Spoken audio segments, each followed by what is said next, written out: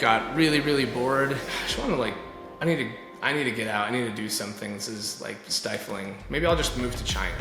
So I took all my money and bought a one-way ticket to Shanghai. Lived out there for a few months, just kind of vagabonding around in hostels and stuff. That seems like a very wild place to do that. It was nuts. In retrospect, it was kind of crazy. Don't speak a word of Mandarin. So, went back to BYU after that. I'm going insane. I can't go to my normal classes. And I've been, living out of a suitcase for quite a while. Very minimalist. I'm really interested in technology. I love tech. I'm really interested in starting companies. I love entrepreneurship.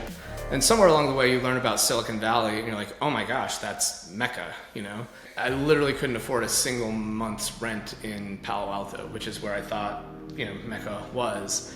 What year was this? 2011. So nowadays the rent would be like $7 million a month in Yeah, Palo Alto? exactly. Okay. So I found a blog of a guy who was like, I lived in my Honda Civic for a while, and I had the exact same two-seater Honda Civic that I bought for a couple $1,000s as he did. So if you fold the passenger seat down, it almost folds flat, and then you fill up an air mattress halfway and kind of cover all the springs and bars and stuff. And I was like, what, I'm just gonna go. So we threw a suitcase together, drove out there, had no idea what I was doing. So I spent the days a place called the Hacker Dojo. Ended up getting a low-income pass to the YMCA so I could go shower. And in theory, I was like, and I can go to the gym when I want. Didn't go to the gym once, but went and showered. I love your honesty. Trying to figure out how to write code as best I could. Ended up working at a company in Utah right after the fact. And then from there, went to a Combinator company in San Francisco. And that's when I started what is now BloomTech. So there were a couple years in between, but I guess in retrospect it might have been literally 2 years, but it feels like a long time.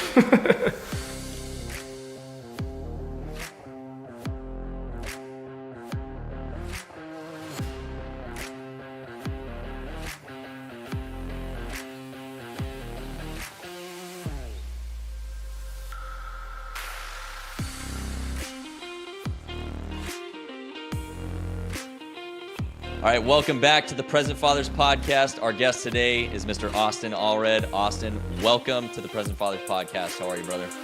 Doing good. Thanks for having me. Yeah, man, we are thrilled to learn from you, hear from you, and talk about kind of the cutting edge things that you're doing. So I won't bury the lead too far. I'll let Dustin take it away from here, but welcome, man. Excited to dive in with you. Thank you.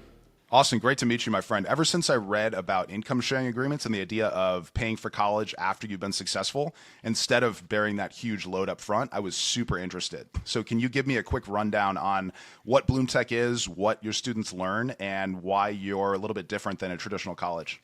Yeah, for sure. So there are a couple different sides of BloomTech. We'll talk about them very briefly separately.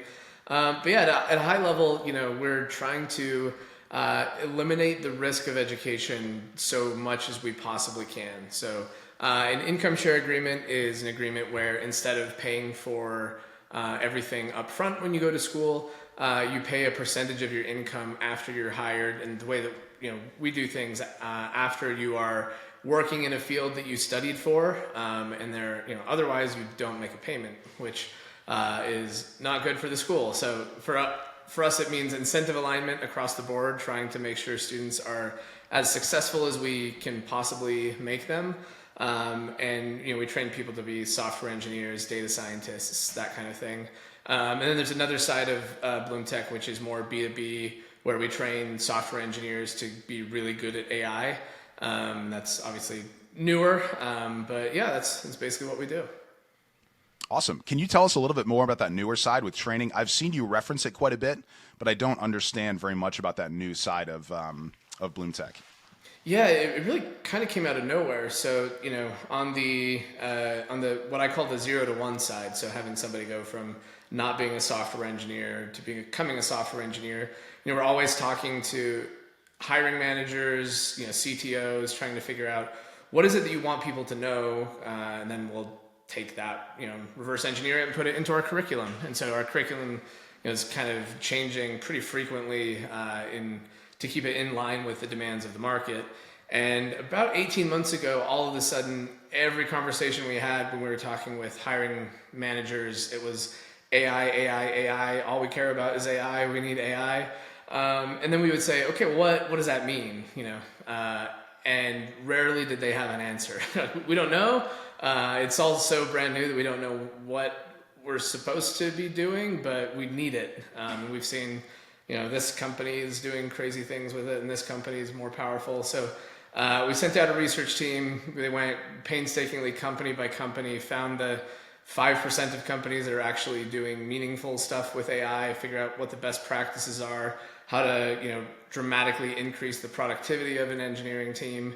And then as we were doing that, we're like, man, some of these companies are so far ahead of what anybody else that we're talking to is. We should distill this and give it to everybody else. And so that's the AI side. We're teaching engineers to wield AI as effectively as possible. Very cool. That sounds exciting. And it's so cool that you changed your name to Austen NVIDIA Allred. I think that was really forward thinking of you to go that route. So that was Yeah, that happened about 15 years ago before NVIDIA was really popular. So Nice. Yeah, that's awesome for sure. So are you using any AI to create your curriculum now? Is it still standard coding, or are you finding uses for it within your curriculum? Oh yeah, it's all over the place already. So when it comes to actually building curriculum, we do a lot of our curriculum building with AI. And so, we start with what we call subject matter expertise. So that's someone who, is a genius at the thing. Generally, those people are not the same people that are good at curriculum development, who are not necessarily the same people who are good at instruction. So we kind of have a bunch of people work together. Where AI is really good right now is if you can give it the right framework and guidance of this is, what the subject matter experts want us to know. Here are the objectives of the material. Help us, generate, quizzes and code challenges and all of that stuff. And it doesn't work out of the box 100% of the time, but it works enough to speed things up. And then we've done a bunch of tweaking and, tooling there. And then within the school, the first line of defense when a student has a question has actually become our custom-built AI. So taking AI, and in some ways you kind of have to constrain it a lot, because AI, ChatGPT off of the shelf understands a lot. So if you're a student who's at this particular point in the curriculum and you say, hey, I'm trying to solve X problem, it might say, that's a dumb way to solve it. What you should be doing is this other thing that we're not going to touch for 6 more months yet, So you have to give it a lot of constraints, help it understand, what the profile of a student is, make sure that it's adapting to that particular student, which, that's a whole line of work in and of itself. But it's very, very powerful. It's somehow AI is both very underhyped and very overhyped at the same time, but it's really cool. Yeah, that makes sense. All the cutting edge tech tends to be that way, right? What does Bill Gates say? It's you underestimate what you can do in 100 years, but you overestimate what you can do in a year, something like that. I think I butchered that quote, but that's the idea. Yeah. So you're a family man, you're a dad. Obviously, a big concern of why the future is so important to you is being a father. I have a 4-year-old son, and I've started playing with him with some AI stuff. I'll have him prompt Midjourney for my phone. So he'll say, I want Spider-Man riding a dinosaur, and then it'll make that for him, and then he'll draw it himself. So that's kind of our toys there. What would you recommend? Yeah, just something fun. What would you recommend for people with younger kids, or even a little bit older? How would you recommend they start using AI and exposing their kids to it without, say, giving them too much exposure and potentially risking, you don't want unrestricted YouTube to a 10-year-old. That could be really bad. I'm sure AI is the same way. Yeah, definitely. I don't know if our kids know what YouTube is yet, and so we'll hold on to that. Our oldest is 6, then we've got a 4-year-old. No, sorry, our oldest is 9. Then we have a 6-year-old, a 4-year-old, and a 3-month-old. So the older two are really the more applicable when it comes to tech stuff. I'm actually a big fan of everything that Synthesis does. The former guest you've had, Crispin Frank, they have a really good math tutor and really fun, engaging group games where you learn and build stuff together. The only other stuff that I've used AI with, my oldest is a daughter, and she's super. she lives in imaginary land, and she has her little craft room, and she's always designing stuff and writing stories and stuff like that. So she's been using Dolly, which is an OpenAI product, to kind of help her create pictures of the things that she's trying to build. And we haven't had her draw them after the fact. That's really interesting. But yeah, and she hasn't, she's not like using ChatGPT to just ask random questions or anything, but she'll use Dolly a lot.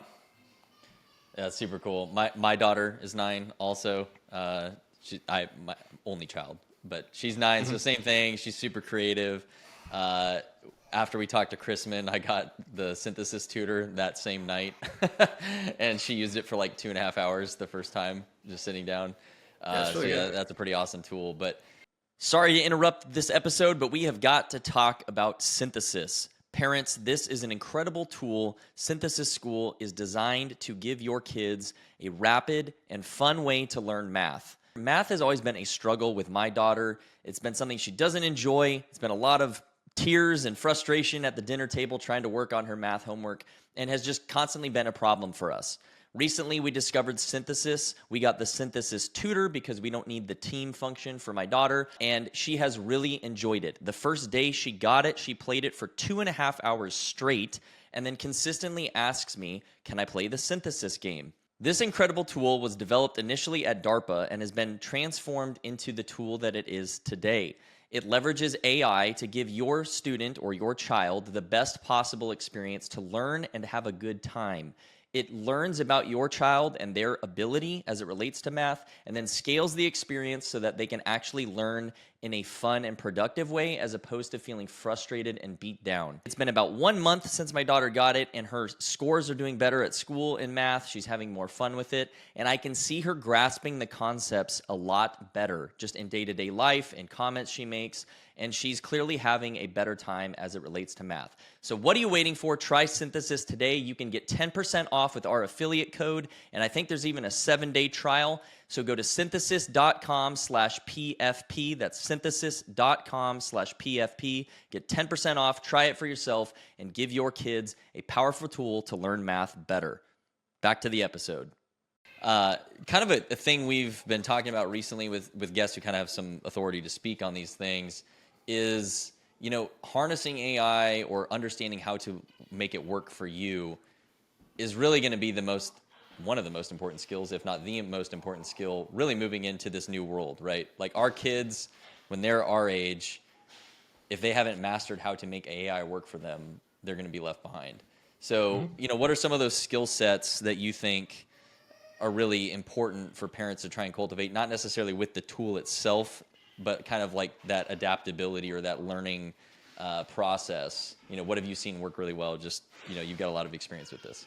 Yeah, I think one of the good things about kids is rarely do you have to stress too terribly much about them adapting what is new and novel. I mean, I think back to, when I was a kid, we didn't have the internet until I was like 8 or 9. And then, the internet existed, right? But it wasn't popular.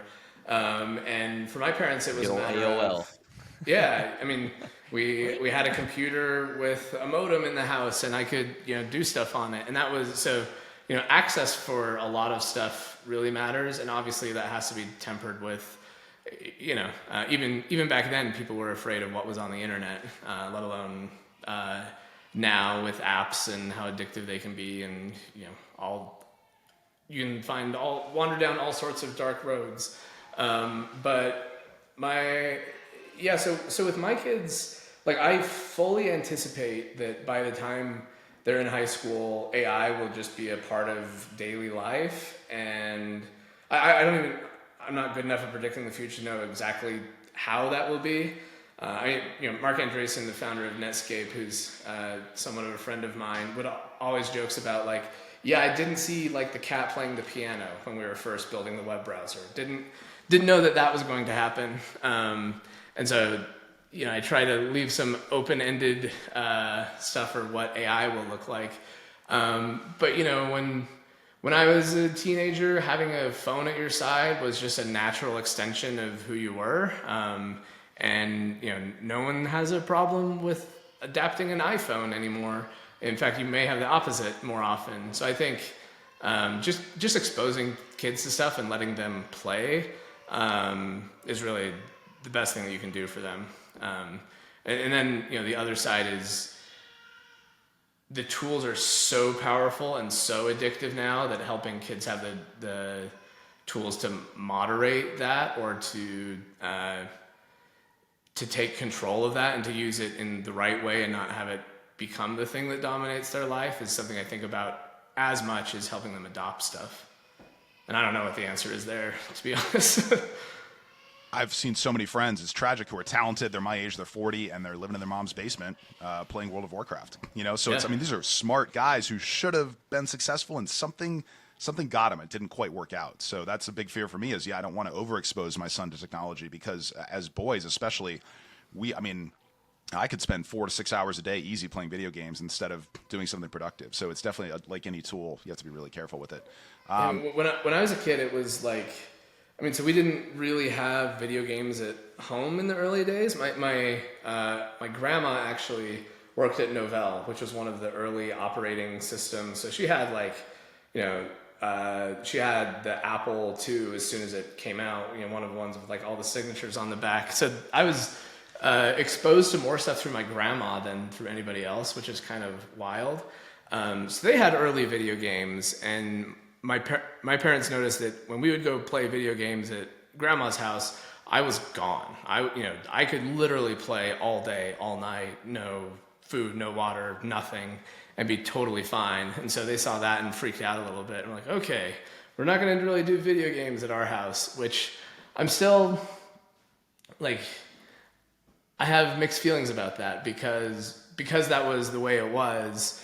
Anytime I got around a video game system, I was like, ooh, this is my chance. Now I can really go nuts. We have cousins who's, they never do sugar at home, but then when they do get around somewhere, somebody gives them sugar, they're gone. So, we do have a Switch at our house, but I think it's boring, so nobody uses it, which is interesting conundrum. So anyway, I think a lot about what access for kids means and how to moderate it. And I do think there's some element of it where if it's normal, then there's less desire, as opposed to if it's a super special thing that you only get every once in a while. But yeah, I don't know what the right answer is there. And I go back and forth on, I do have friends that, years of their lives went to playing silly video games, and they're gone. And I have friends who use them in moderation, and they're like, oh, it's really interesting. I learned something from playing this game or whatever. So I don't know. I don't have the answers there, but I'm sure it's going to be, I had to deal with the question of when do you give a kid a phone and how much privacy do you give them and all of that stuff yet. Our daughter has a smartwatch which lets her call 3 people and has a GPS on it, and even that feels like a lot sometimes. And that's just calling grandma and her cousins and me and her mom. So I don't know. Yeah, it's a really tough challenge, and we're all dealing with it right now. It's we could substitute alcohol or anything else, as video games, right? Because they are so powerful and really capture our attention so powerfully. Yeah. Do you have a college savings account for your children? Are you going that route? Or if you could recommend to fathers, instead of going that route, if you had $10,000 and you were going to put it towards someone's education, where's the best place? I have a 4-year-old. Where's the best place for me to put that money right now, where it's most likely to do good for my son? Yeah, these are really good questions that I don't know if I have the right answer to. Right now, we don't have any savings account in the name of any of our kids.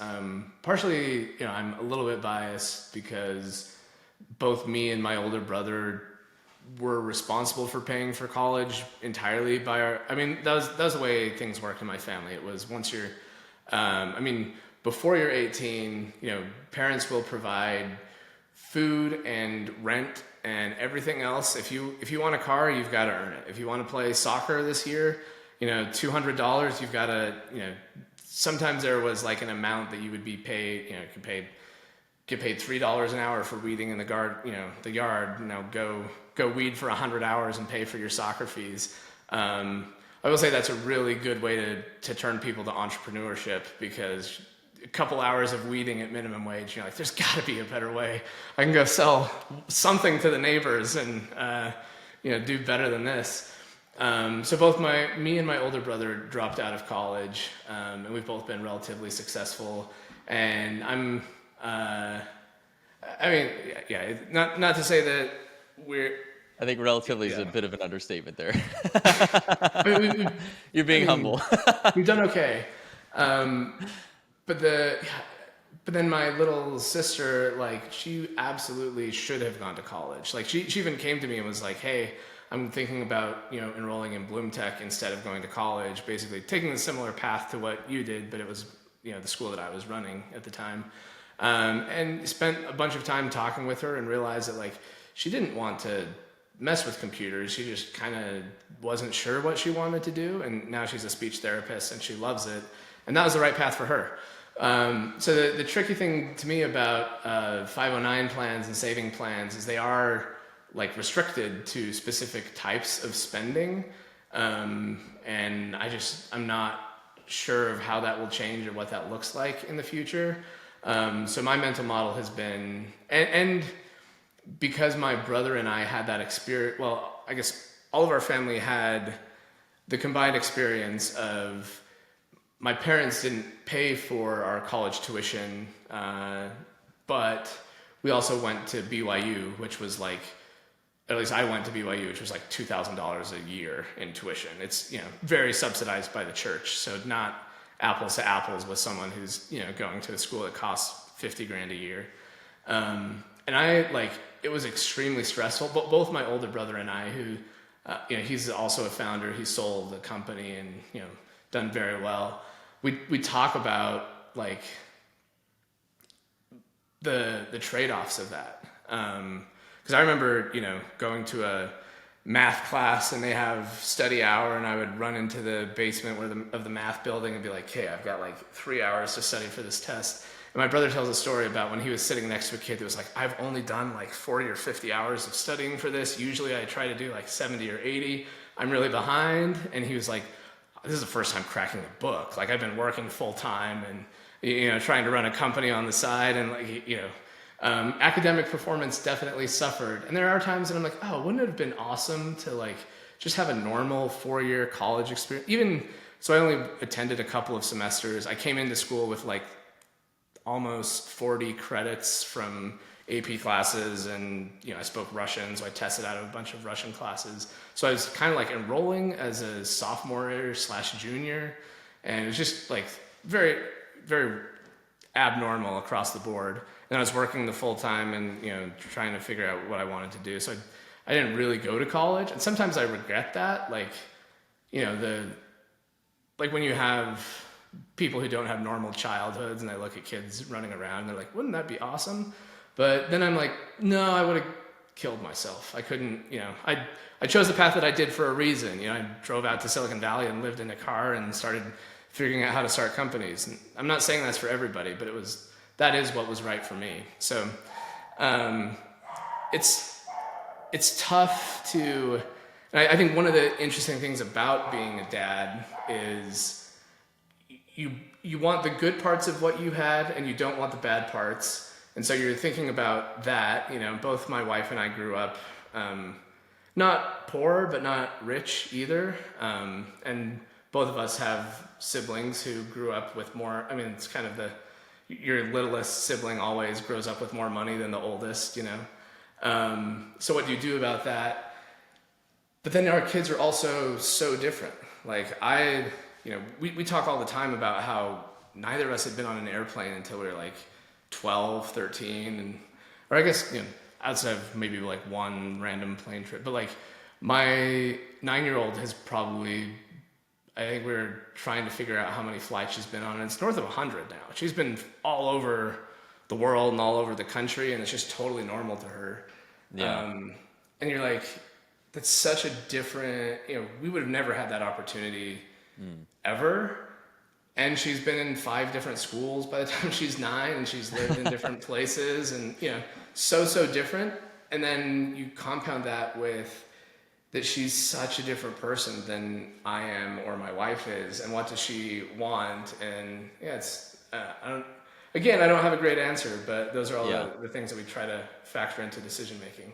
Well, you mentioned one thing that really stuck out to me, because it's a lot of how my parents raised me, was like, oh, well, if you want the thing, you got to like work for it, right? There was no allowance. There was no, like, you got a roof over your head, you got food, like, we'll buy your clothes for school, that kind of stuff. Like, we'll provide for you, but anything above that, that's on you to figure out, type of thing. Like, by the time I was old enough, right? Like, this isn't, when you're 6, when you're 5, we're not having this conversation. But when I'm 12, it's like, yeah, okay. But I wanted a guitar real bad, an electric guitar, and they're like, okay, well, we'll give you $5 every time you mow the lawn. So I mowed lawns like over and over and over as this tiny little kid, just pushing this huge mower. But like, that taught me a lot of really good lessons. And I got that guitar and I played the heck out of it. And like, I mean, I didn't let that thing go for a long time, and that has definitely stuck with me. So it sounds like that way that they raised you definitely taught you the value of like earning things, not just having them given to you. And so Definitely. I don't know if there's any one right way to do that. Like with your daughter, right? Obviously she's living a much different life than you it's did. not like But instilling that work ethic is still something you can do, even if they have much, right? Like, so, I mean, that clearly stuck out to you, but how are you doing that with your kids now that they have this, much more lavish lifestyle, I guess we could say, so that they kind of learn that lesson? It's so hard because, like, when I was, there was stuff that I looked at. Like, I was a big, soccer junkie, and that's all I wanted to do was play soccer. And there was a competition team a few miles away from us, and I'm like, oh, I would have, like, we couldn't afford it. And I was like, I would have killed to be able to do that. Then I look at my kids and I'm like, you know what? I can afford for you to join whatever soccer team you want to join. I mean, some of the travel teams nowadays are out of control, but that's a separate topic of conversation. And then, you have to balance that with like, will they, so I guess there are a few factors. One is the thing that I really wanted as a kid is not necessarily the thing that my kids want at all. So you have to balance that with, 2, how hard do you make them work for the thing that they do want versus, like, I feel like there's a battle of like,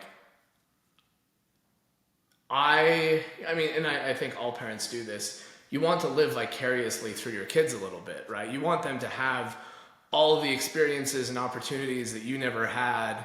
And, especially stuff that's frankly class-based, right? Like, I still distinctly remember the first time I went to a friend's house and their mom was home during the day. And I was like, what on earth is this? And I mean, my mom was a stay-at-home mom. So it's not like I, couldn't fathom that, but until I was like 12 or 13, all of my friends had 2 parents that worked, which was, and there are good and bad parts about that because you were totally free to do whatever. You had to wait until daycare released them, but then everybody was a latchkey kid and you could just go run around and do whatever. Versus, now my kids, and the way my daughter grew up, my wife grew up on a farm, so they were just like go nuts, and they had a lot of kids, and it was literally.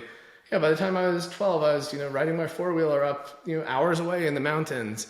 And now I look at, my 12-year-old or my 9-year-old and I'm like, there is 0%, like, I'm not going to let her vagabond around on a 4-wheeler all day. I think that's a little bit of a generational thing because, like, I mean, my parents definitely let me and my brother just, like, ride all over on our bikes or whatever. And it was like, be home by dinner. And I don't know if they really knew how far away we were riding our bikes, but it was pretty far. Well, and I do feel like that has changed about parenting. Like, my parents weren't expected to know where I was at any given time necessarily. They weren't, and like, there is something that I think I gained from that freedom and that autonomy that I really latch on to.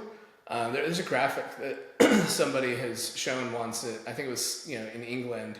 It was basically like 4 generations of people. This is how far the great-grandparents were able to roam without any supervision. This is the grandparents, this is the parents, and by the time they're 8 years old or something. And I'm like, and it's meant to show, okay, the 8-year-old, they have to stay in the yard. Their parents could have like walked down to the corner. Their grandparents could have, they could go for miles. And on the one hand, I'm like, it's kind of sad that we're losing that. On the other hand, I'm like, but would I let my 8-year-old roam for miles alone? That's pretty intense. It's a lot of trade-offs like that. We try to be relatively we value freedom and autonomy very highly, probably more so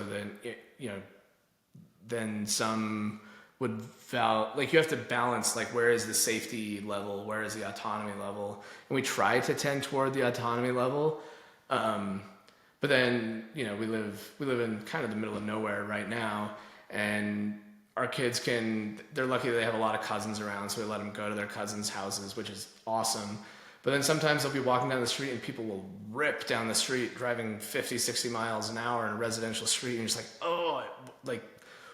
how would I feel if one of them got seriously hurt? And I was just so I don't know.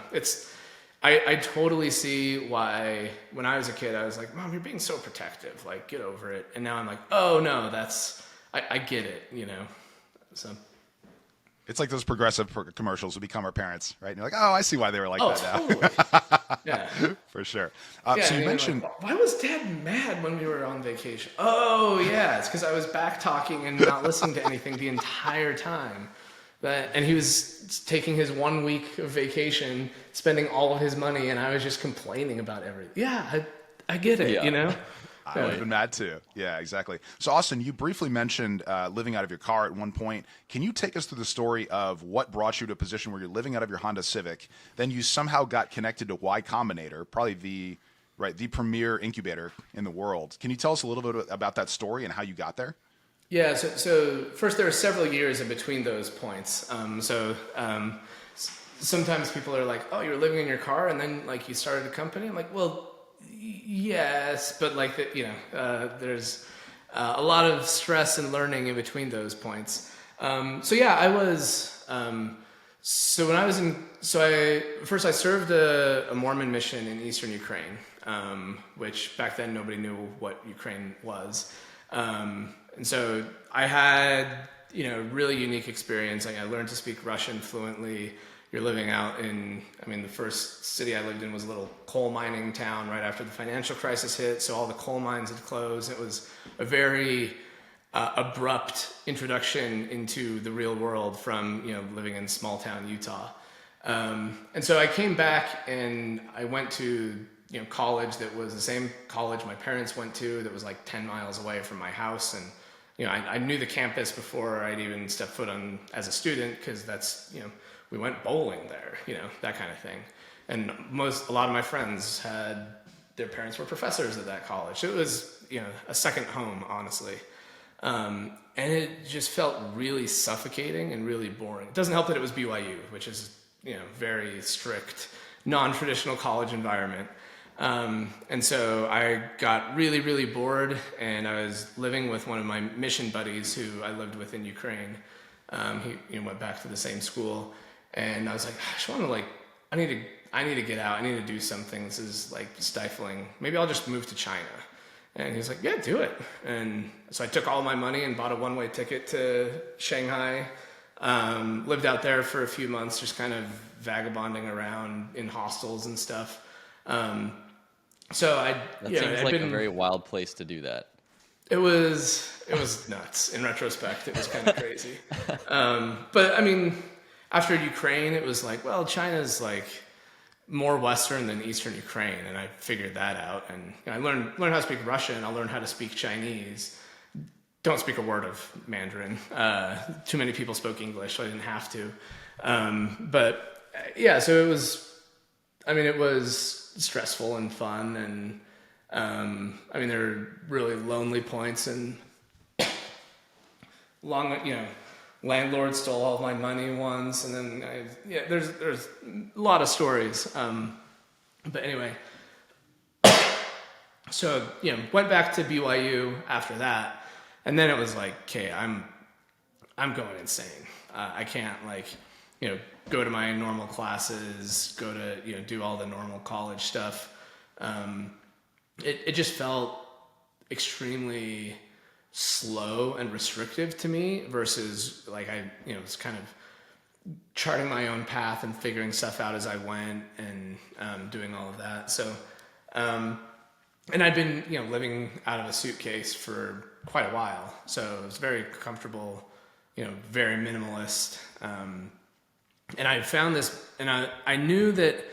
So before I moved to China, I was like, maybe I want to get into like importing and exporting and stuff. That was one of the reasons I wanted to go to China. As a kid, I was like buying and selling stuff on eBay to pay for stuff. And that's, so it's all somewhat connected with the other threads we've had in the conversation. Just been a hustler from day one.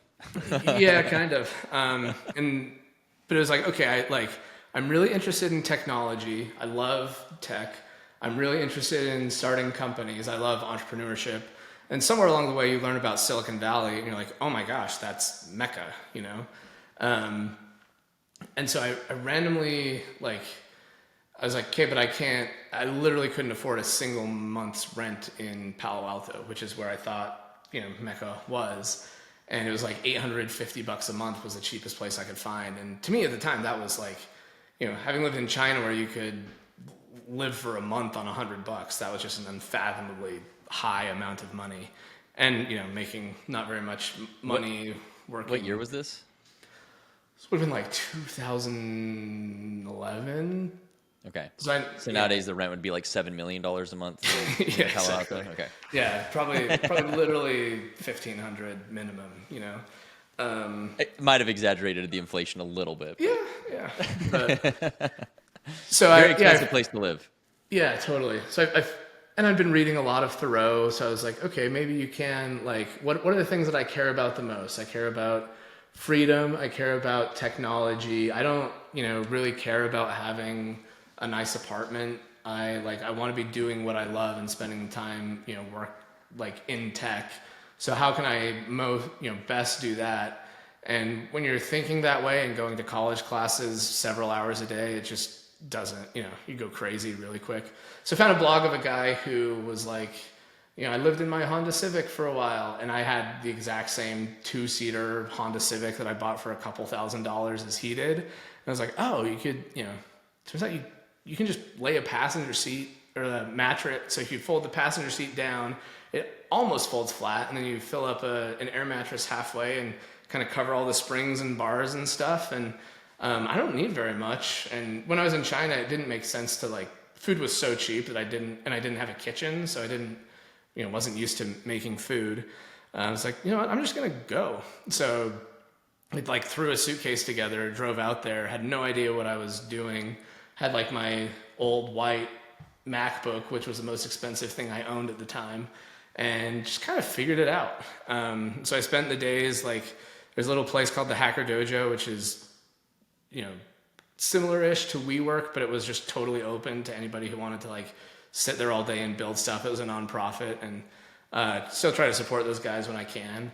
I ended up getting a low-income pass to the YMCA so I could go shower, and in theory I was like, and I can go to the gym when I want. Didn't go to the gym once, but went and showered. And then I'd spend the day I love your honesty. Meeting as many people as I could and trying to figure out how to write code as best I could. And yeah, just kind of okay, this is what I want to do. I'm going to go, head first into it and figure it all out.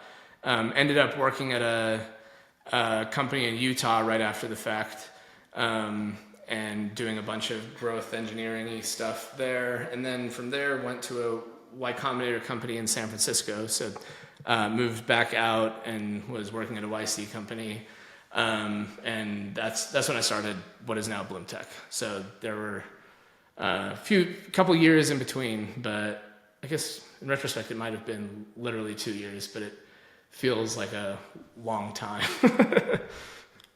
I mean, that's still pretty wild that you were like, okay, I'm going to pack up, live in my Civic, just drive out to California and figure out how this all works somehow. And then 2 years later, you'd founded a company. I mean, that's still a pretty rapid turnaround. The thing that one of the big things that I learned living in Eastern Ukraine, is like, how do you learn to speak Russian, right? You can go to a Russian speaking school. You can, watch books, read books and watch videos. And I definitely read, I had a copy of, there's a book called Modern Russian, which is like the more advanced, wore that thing out. But the way you really learn to speak Russian is just by being in Ukraine, talking to people all day, and like you'll pick it up. So that was kind of my mental model for how learning works, is just get into the middle of the most exciting thing that you can, and you'll pick it up along the way. And I think that's not a terrible analogy for how to learn anything. Just get into the middle of it and immerse yourself as much as you can. And in the beginning, it's going to be suffocating while you figure out how to tread water before you can swim, but you'll get there. And then it's going to be a lot more efficient than going to school for however many years to learn the thing. Although BloomTech I built because I was like, I would have killed to have something like this instead of trying to figure it all out on my own. And so, yeah. I mean, I think most people learn best by doing. I mean, the entire military operates off this structure, right? There's some block of instruction you have to learn in the class on some things, especially if you're like a real technical person. But basic training is basic training. Everyone goes and like, here's a rifle. Here's how to disassemble it. Here's how to do it. Do it. Go and do it. Like that. I feel like the only place where we don't do that, even in the workforce, we do this. We don't do it with young kids in school settings. Mm-hmm. It's the one place we expect them to not learn by doing, and I don't know why that was ever accepted. I'm sure you've got a lot of thoughts on that one. I think it's just easier to be like my wife was an elementary school teacher before we had kids, and like just you get I think about Louis C.K. has a bit about being a teacher, and they're like, all right, you need to help kids know how to do math. I'm like, okay, what kids? Just anyone that lives near the building, like. You're going to get 30 of them. Do they want to learn math? No. But, just make them know how to do math. Like, that's so hard. That is so hard. And I think a lot of the reality of the way the education system is built is just because you've got 30 random kids and a teacher trying to keep things sane. And, so you're going to, use workbooks. You're going to do boring instruction, and so what else are you going to do with 30 random kids? It's just hard. Yeah, you do something like Synthesis does, where you make games out of it, and you have an AI tutor. So what do you think Oh, go ahead.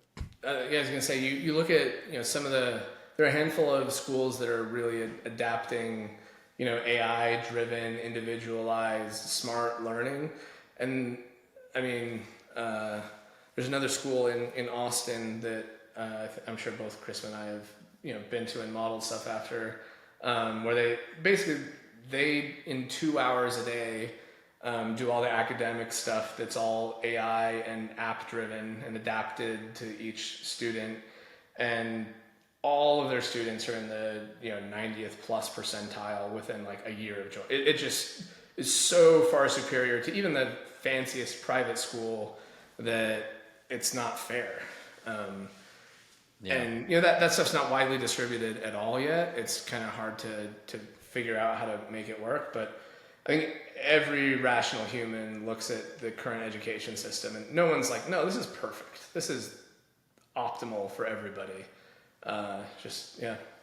Yeah, no, the idea that we waste probably 39 out of 40 hours in school, most kids, it's such a tragedy, especially for talented kids who really want to push, and they're just held back by, oh, you're learning at a 6th grade level. We're not going to advance you because of your grade level and all that. It's a shame. Well, and to your point earlier, it kills like that entrepreneurial kind of creative mindset, because like this is the way to do it. And then so now you have a bunch of robots. And you were talking about earlier in your own experience, like having to figure things out, even though, it was challenging, like this clearly made you who you are today to be able to do what you've done, For sure.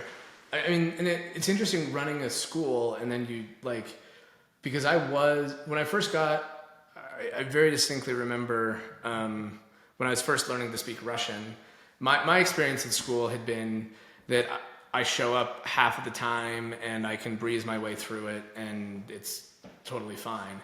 And then learning Russian, it was very, very intensive environment, and I was surrounded by a handful of people who were studying so hard, and they got better in the early first few months. They got so good at Russian compared to me, where I was like, I wasn't struggling, but I wasn't good at it. And then I remember like making a remark to one of them who like, and so the way it works when you start your mission is you go to like a missionary training center, and depending on what language you learn, you spend a few months or weeks or months there, and you're kind of learning how to be a missionary. But a lot of the time, you're mostly learning a language if you're going to go learn to speak a language. And so I had two companions, one of whom had studied a lot of Russian, like you get your call like a few months before you go to the MTC. So the minute he got his call, his older brother had served a Russian mission, Russian speaking mission. So he was like, I'm going to like come in as high of a level as I possibly could. And so he'd been studying. And, in retrospect, he'd probably studied for several months, and we got up to where he was in like a matter of a couple days because it was pretty intense. But I was like, oh, he's really good because he, studied so hard beforehand, and the reason I'm not there. And I was mentioning that to him. I was like, yeah, you had such a head start, and yeah, I get that I could have had the same head start. I just was focused on other things and not thinking about it. And he's like, no, the reason that I'm crushing you at Russian is because like these couple hours that we have where we're supposed to do personal study, when you're just kind of chilling, like I'm grinding really hard and I'm actually studying, and you're like opening up Russian books in their English translation and just reading and hoping it like works out somehow. And that was the first time anybody had ever, people had given me oh, you're wasting all this potential talk all through high school, but I was like, yeah, but I don't care about this. So, I don't have to fulfill my potential because I disagree with the goal, And I think in retrospect, that was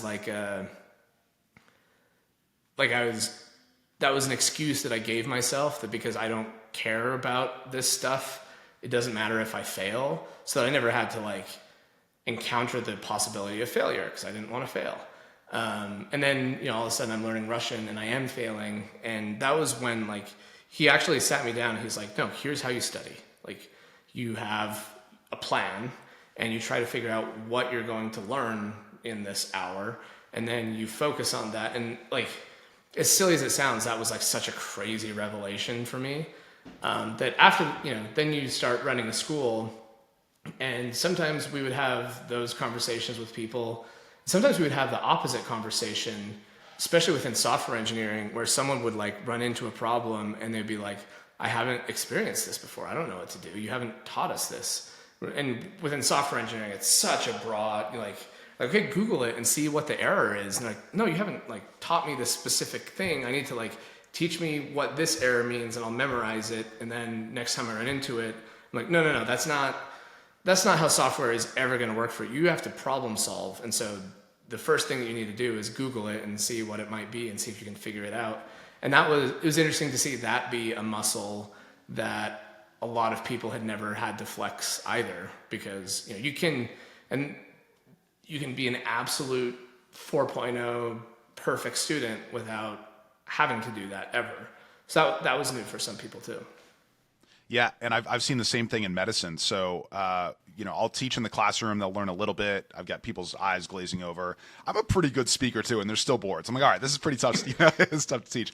And then I get them into the OR, and you have a person on the table, and they learn so fast. They pick up 10 times more hands-on in that environment.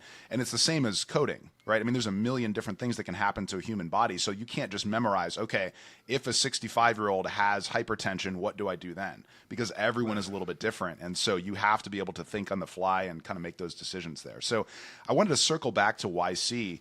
You were grinding, right? That was probably the hardest you've ever worked in your life was there. Can you tell us any interesting stories that happened while you were there? Any interesting people that you met? What made that experience really unique for you to help you build a company successfully?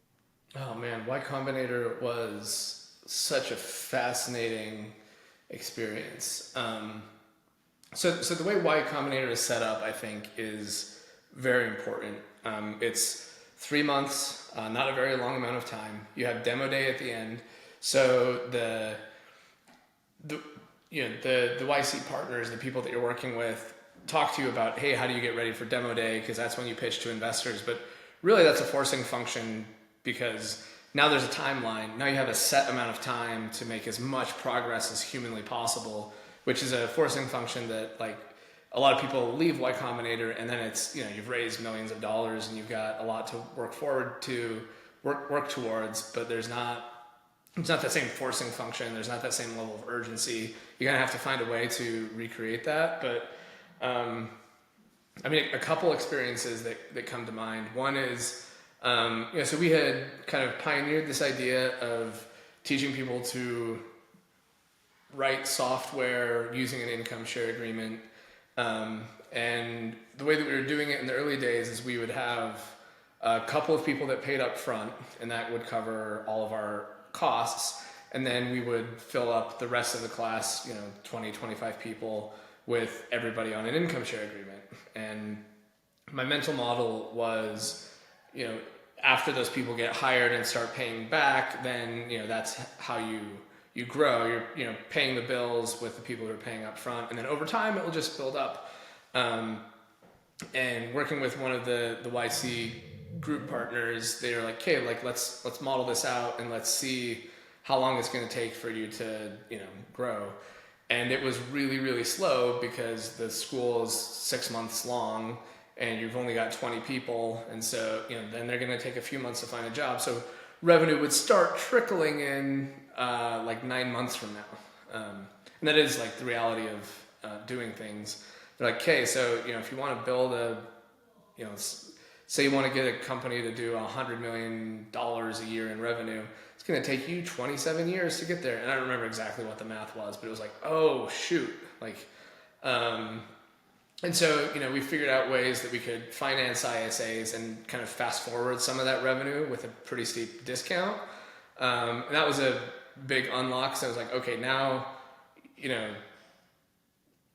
we're not like, if you're a credit card company and you're paying people money and then just waiting for them to return the cash, you're going to be waiting forever. There's, time value of money that's really high. You need to find other, financial mechanisms to fast forward some of that.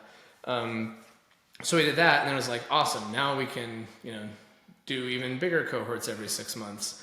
And I was like, yeah, because we have, one instructor, and when this cohort has graduated, he'll start the next cohort. And they were like, okay, well, what if you started another cohort? Like, how many people are there waiting for you to, accept them or not? I was like, oh, thousands. Like, I get 50 emails every day of people begging to let them in. Okay, well, what if you, did that next month? What if you just let a handful in? I was like, well, we don't have teachers yet. We don't have, we only have one teacher, basically. We'd have to hire more teachers. We would have to and as you start explaining to him what you would need to do, you're like, yeah, that's exactly what we need to do, isn't it? And, I think that single conversation sped up the timeline of BloomTech probably 6x at a minimum, if not more. Because once you realize you can do that, you're like, oh, and we've been talking about building like an iOS version of this. I don't have to wait for 4 years to do that. I can do that sooner, or that kind of thing. And the other thing that I distinctly remember about YC is just how insanely hard you were working. Like I would wake up at 6:30 a.m. and you would be working until you fell asleep at your keyboard at 9 p.m. And you were like, you would get more done in a day of Y Combinator than probably a month worth of outside of it was so extreme and so fast, and you have to you really have to boil down what matters and what doesn't matter and focus on the stuff that does matter. So that was really awesome. But yeah, I remember one time we were out raising money toward the end of Y Combinator, just meeting investors, and so I had this meeting at some building in San Francisco, and then as I was walking out, there were people playing frisbee on the lawn outside of this office park, and I was like, whoa, I can't at the time I couldn't even fathom what it would be like to just have time to play frisbee. That was so I was so locked in that felt crazy to me. So now when I like, if I'm feeling bad about myself, I think back to that and I'm like, no, I've got it really cushy right now. And I don't know that you can keep that exact pace for, I'm 7.5 years in. That would probably be, some people do, and hats off to them. Good old Elon. Yep. Yeah. I mean, I don't know how he does it. he does that plus having a dozen kids, which I'm like, okay, I can't handle one company and 4 kids. I don't know how you handle 6 companies and a dozen kids with that's nuts. But, you learn a lot about the true power and like of really concentrated, focused work. The amount that you can get done was just so. And I'd worked at a Y Combinator company before that, but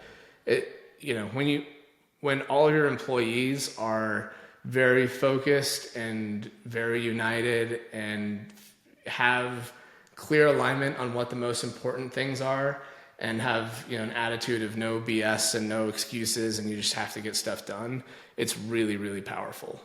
And so seeing that environment, and I think one of the things that is not as often talked about is not everybody in Y Combinator treated it that way, right? You still had your agency, you could do whatever you wanted, and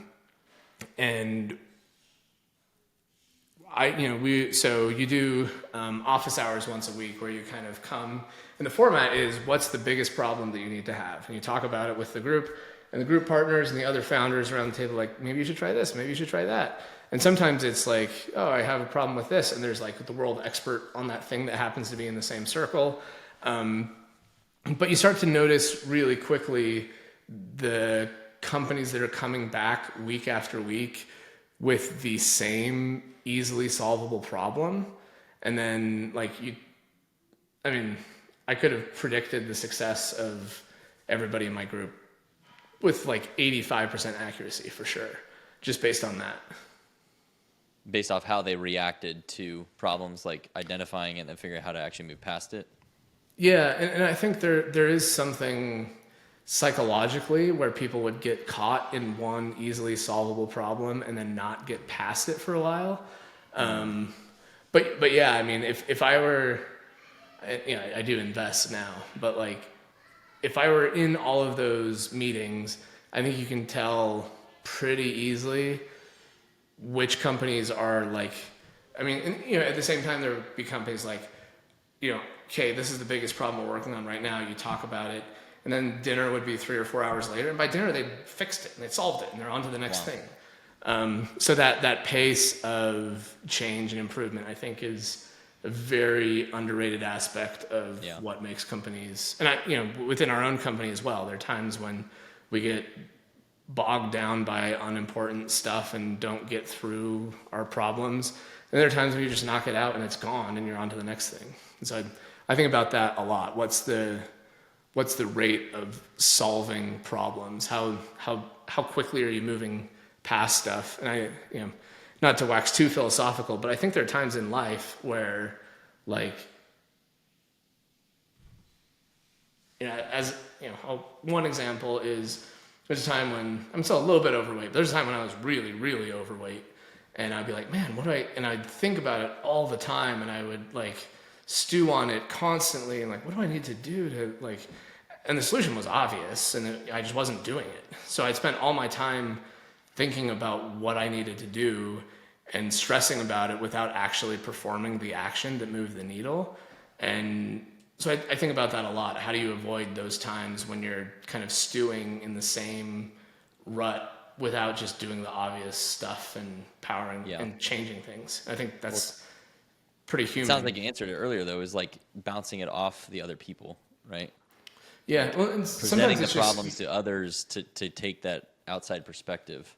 Yeah, I think there is something psychologically where you're used to living in the world that you're living in, and so you don't even like imagine yourself living outside that world, despite the fact that it may not be that difficult. And you see examples of that all over the place. But yeah, I think a lot about that in human psychology, because you would see, running a school, you see people who, they find a way to bring the same problems back into their lives again and again and again. And it was really interesting when we were working with a lot of people who like grew up in and were coming from poverty, and the minute they had a job, they would just be thinking like, okay, how am I going to end up back in poverty again? And like how, like their mind was mapping the path to that.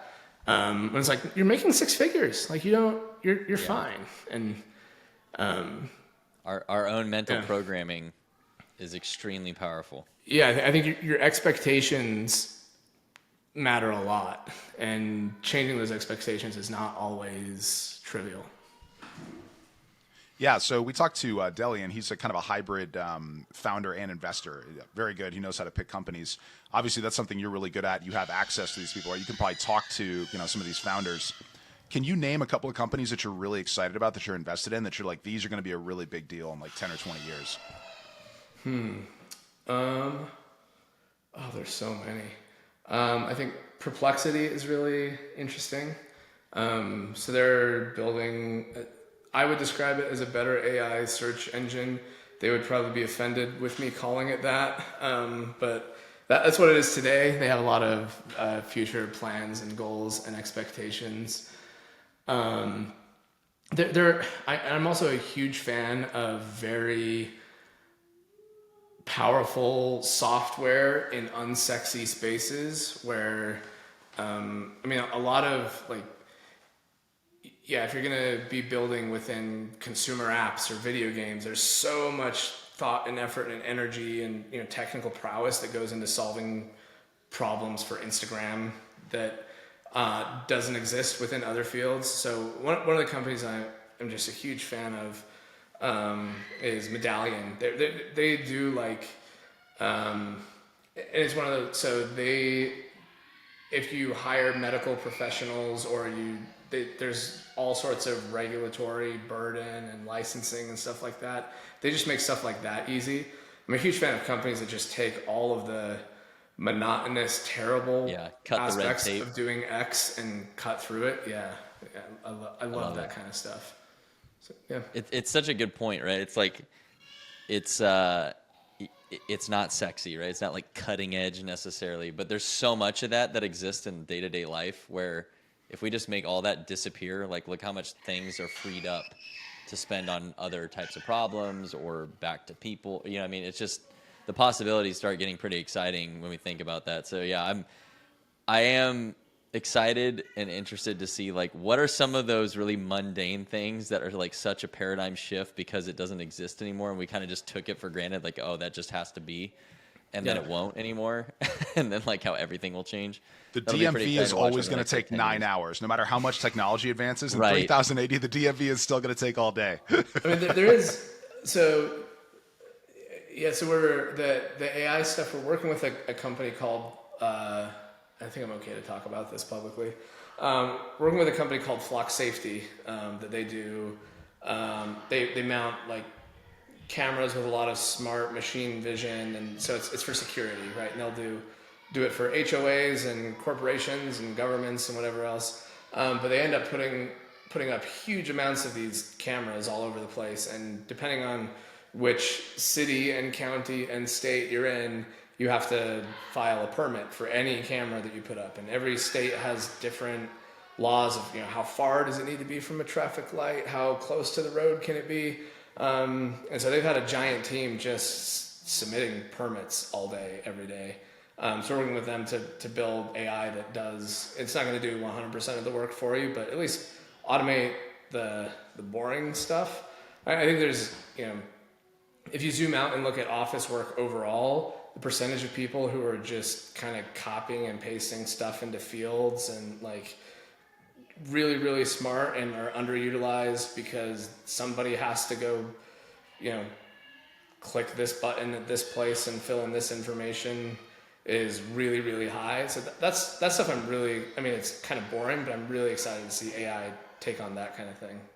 Yeah. I was just, when you said that, I was like, man, I don't want to actually know the number of hours wasted for people like copying and pasting mundane things. I bet that number is so astronomically large it would make your head spin. But oh, yeah, for sure. for sure. All right. Well, we're getting close to time here, Austin. We love to ask every dad on this show a couple kind of core questions.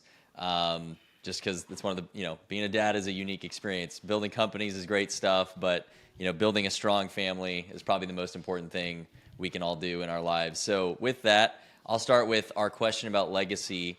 What does legacy really mean to you? And kind of ultimately, what is the legacy you're trying to build for your family? That's a really good question. I think of my wife's family a lot. They have, they're very steeped in tradition to the point that the Saturday before every Easter, there's going to be a picnic that's going to be at the pavilion on the farm. There's zero coordination that happens. Everybody brings specific food, and it's north of 100 people that show up with nobody texts anybody beforehand. Everybody just shows up, and everybody knows what's happening, and the family gets together, and it's incredible. So when I think about legacy, I think, and apologies if you hear kids in the background. I guess it's a little appropriate. That's your legacy right there. There's kids. Yeah.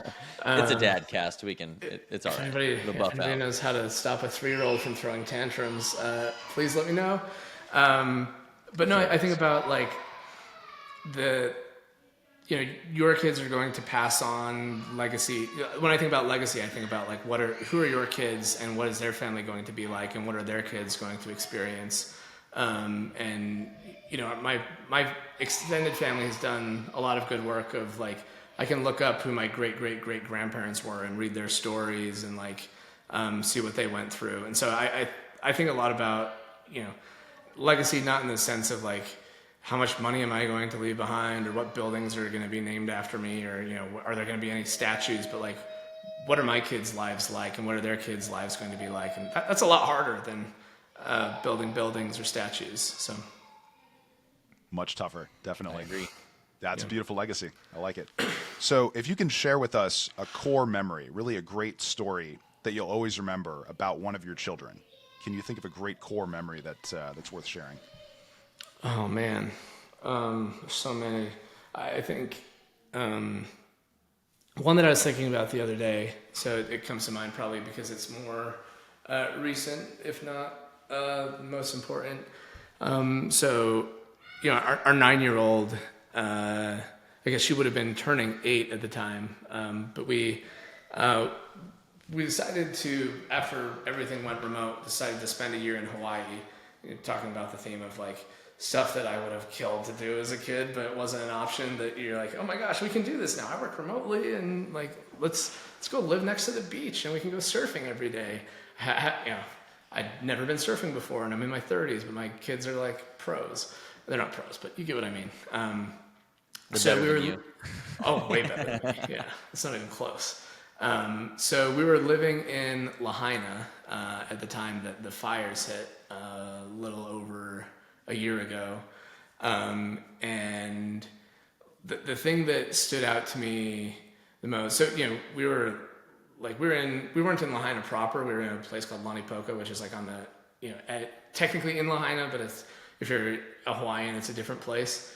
And so power went out, trees were blowing down. We were renting a place on this fruit farm, and all the trees had just been toppled and on top of the house, and it was legitimately sketchy. So okay, we need to get out. We need to go to the other side of the island. And we had no idea that when we got to the other side of the island, because I just wanted to get Wi-Fi to check in at work, that the fire was going to hit, and a lot of our friends lost everything. And so we were, sitting in a little town called Kihei, as we heard that the grocery stores had burned up. Everything was just, people's houses were gone. And it was my daughter's birthday was the next day, but we left the birthday stuff back at the house because we were kind of evacuating. We thought we were going to get back in later that day and everything was going to be back to normal.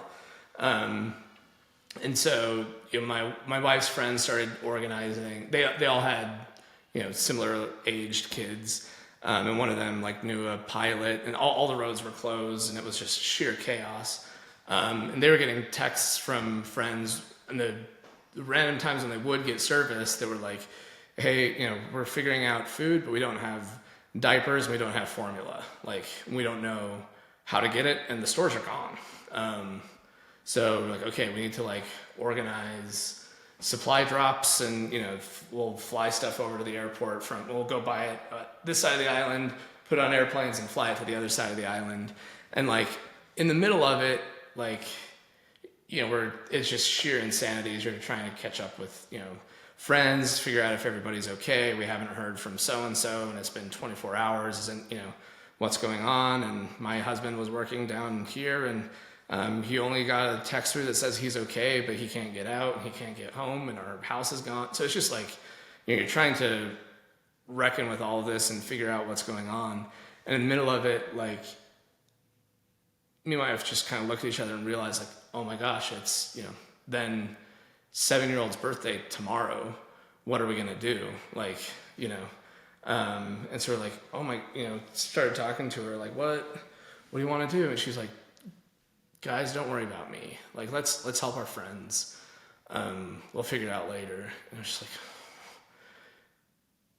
I mean, yeah, it's a little bit silly. We like, one of her friends went down to the beach and like made a little bracelet for her, and that was her birthday present for the year, and that kind of thing.